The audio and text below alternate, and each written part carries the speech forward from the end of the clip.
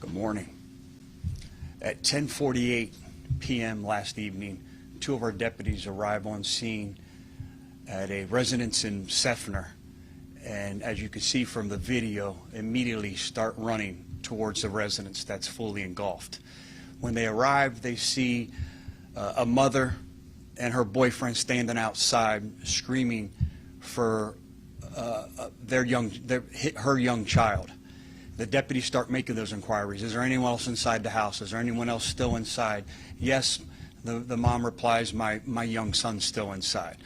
So the deputies immediately spring into action and start breaking the two windows to where his bedroom was located, trying to create a pathway for that young boy to escape the fire.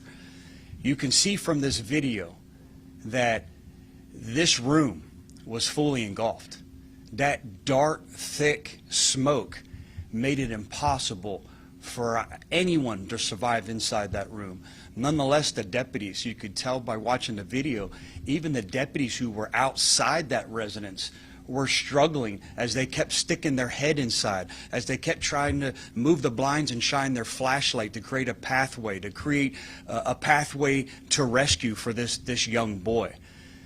They continue to do that. Even at their own expense, you could tell them as they're becoming overwhelmed with smoke inhalation, they continue to try to give that young boy a pathway to escape the danger that he's in. Fortunately, the young boy is able to find them, and Deputy Maldonado and his squad mate, Deputy Reich, were able to grab this young boy, this lifeless, this almost near responsive young boy, from the residence and take him to safety, where they immediately start providing some medical attention. At this time, fire rescue arrives on scene, and the deputies advise the captain that's on scene to get this young boy some oxygen immediately, as they're trying to calm this frantic mom down, and at the same time revive this young boy. The young 9-year-old boy is still at Tampa General Hospital, suffering from severe conditions. He's in severe condition, suffering from smoke inhalation and severe burns. I think all of us at the office today are going to go home and say a prayer tonight, hoping that he can recover from the injuries that he sustained. The mother and her boyfriend were also transported to Tampa General Hospital with non-life-threatening injuries. Now, as you're watching this video and your heart's racing like mine was, it seems like it took forever for the deputies to rescue this young boy. It only takes 3 minutes. That's all it takes for them to rescue this young boy. More importantly, those 3 minutes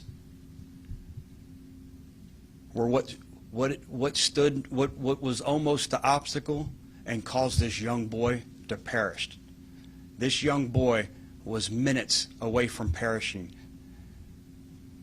from this fire. And I couldn't be more proud. I couldn't be more proud of the quick actions. The quick actions and the fact that these deputies never gave up. This child is alive today because of their heroic actions. Deputy Maldonado, I know you've had a long night. I thank you for being here, and I want to personally thank you for saving this young boy's life. This community and myself owe you a great debt of gratitude. Thank you.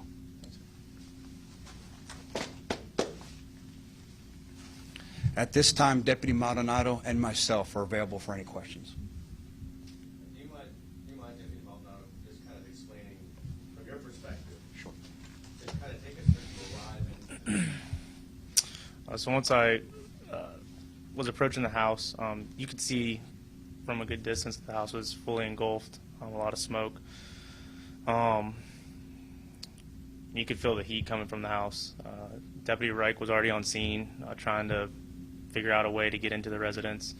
And once I got up to the house, that's when I learned, I think we both learned at the same time, there's a child still inside the house. So at that point, just trying to figure out what's going to be the best and safest way for us to try and locate this child through all the smoke. and just trying to get him to a window, or in the safest manner for us to possibly have to go in and grab him if we needed to. So it was relatively frantic. A lot of neighbors were outside. They were screaming in the background that there's a child still inside. And it was just, relying on your training and just kind of just doing what you're trained to do and just trying to find the safest way to get this child out of the house. What's going through your mind and your heart at that time? Those 3 minutes did have to feel like forever for you. Yeah, I mean, I didn't know it took 3 minutes until Sheriff said that. Definitely felt like a lot longer. But, I think the biggest thing, we were probably both just thinking, we got to get this child out of the house. And that was the only thought at that point in time. So. Did you know, was he still in the room? Did he got out of the room? Do you kind of know where he was at that point when you guys broke the window? Initially, we didn't know exactly where he was inside the house. And there was a little bit of a delay between us learning that he was still inside the house and trying to figure out where he was. So once we got the windows broken and we pulled the window out of the front of the house, we just started calling out, "Hey, buddy, can you hear us? Hey, buddy, can you come to the sign of our light? Hey, buddy, can you come to our voice?" And it was a little bit after that is when we could start to hear him cough and kind of like cry and groan. So we knew that he was somewhere in that room. It was just a matter of where in the room and how far into the room he was. It didn't sound like he was too deep into the room, but it was just a matter of trying to figure out where he was in the room. What was it like when you saw him, when you finally saw him coming out of that window? You were able to help pull him out. What was that like? Sign of relief, just knowing that, once we could see his arm and we could, Deputy Reich was able to reach in and pull him to the window and we could get him up over the window. Just relief and happiness to just, get him out of the house, get him as far away from the house, as far away from the smoke as we possibly could. And at that point, just getting him over to HCFR and let them do what they're trained to do. So.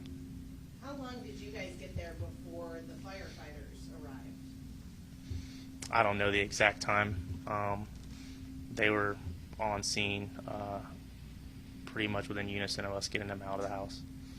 If you ended up having to go, if he didn't come out of the house, if he wasn't able to move toward the window, then you had to go in. You're putting your own life at risk at that point. Was that something that you were prepared to do? We opened up the window and we're not trained to go inside of houses or anything like that. We were trying to do it in the safest manner.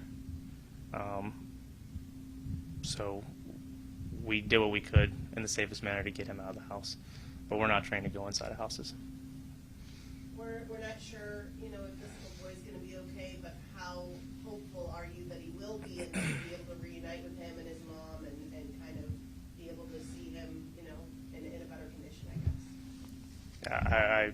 I hope he makes a speedy recovery and is able to get back. And hopefully, if we're able to see him, see him in a better state, and maybe see mom in a better state, and have an opportunity to just say hi to him. But biggest thing is just making sure that he is able to recover and have a healthy recovery. You heard the sheriff calling you a hero. I'm sure other people are going to see this today and say the same thing. What are your thoughts about that? We're just doing our job, sir. What are you feeling right now? I mean, watching that video, I can imagine all the adrenaline you're feeling. Are you still feeling that? Are you still taking this all in? What is going through your mind? Yeah. Last night, went to bed, and I definitely didn't expect to be here doing all this the next day.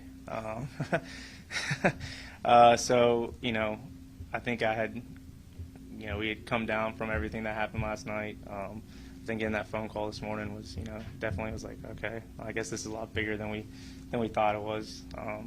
So. Any parents in this situation, something like this, what do you recommend them to do? What's the best way they can act?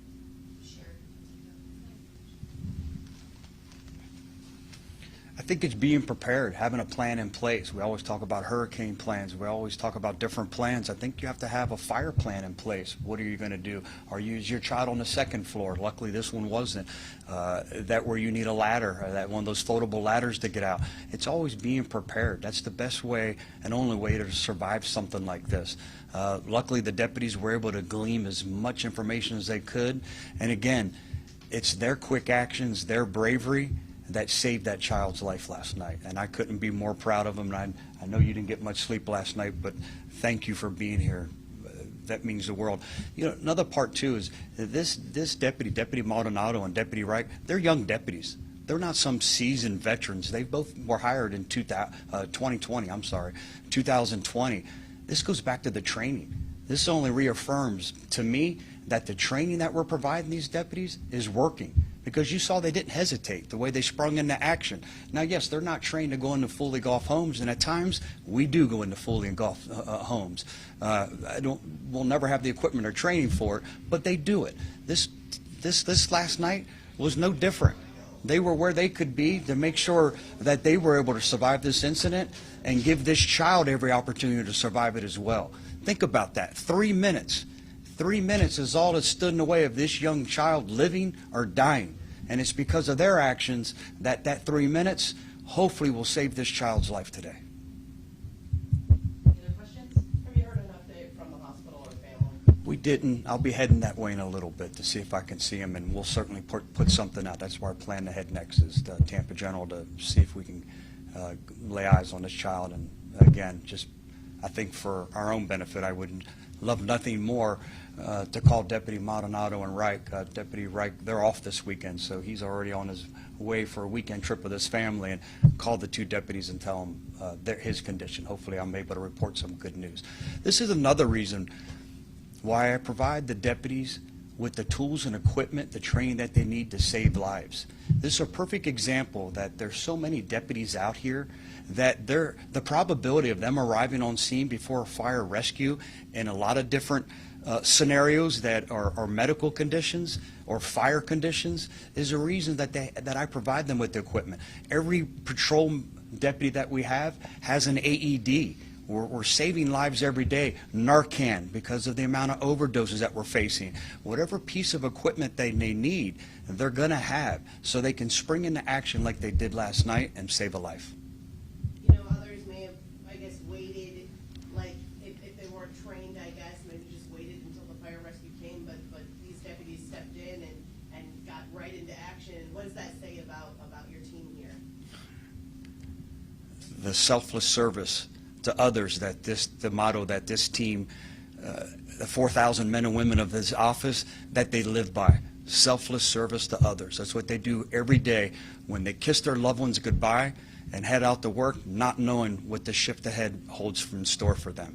I couldn't be more proud of them. It seems like I'm always standing in front of the camera saying how proud I am of the men and women that work at this office. But I tell you what, it's almost a daily reminder when I come to work of why I'm so proud of them and how selfless they are. You put your life at risk. How do you feel? Do you fear for your life at any point? Would you do this again? What are you thinking?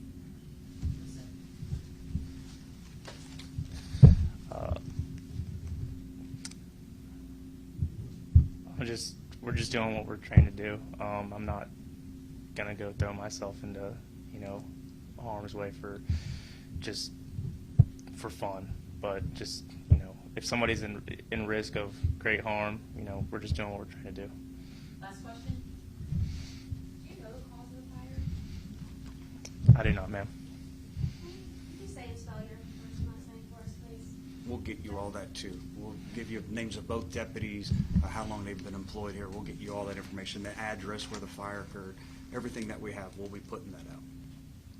Thank you, Sheriff. Thank you, everyone.